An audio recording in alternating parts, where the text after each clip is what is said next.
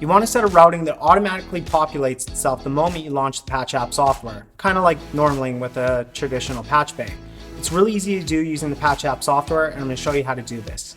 This is a routing that automatically populates itself each and every time you launch the Patch app software, so you can get to work using your analog hardware as soon as possible. I'll navigate up to my Stored Routings menu drop-down, and I'll choose any one of these routings to be my default launch routing. I want to have this one here, Session Start. So what I'll do is I'll right-click on it, and you'll see it'll populate a small checkmark icon. This now signifies that this is the default launch routing every time I launch the Patch app software. So I'll go ahead and I'll close the Patch app.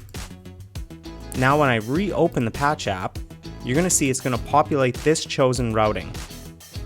And now if I want to go ahead and get rid of it, and I want to make it a clean slate each time I open up the Patch app software, I simply just have to click on the drop-down menu and right-click again on it.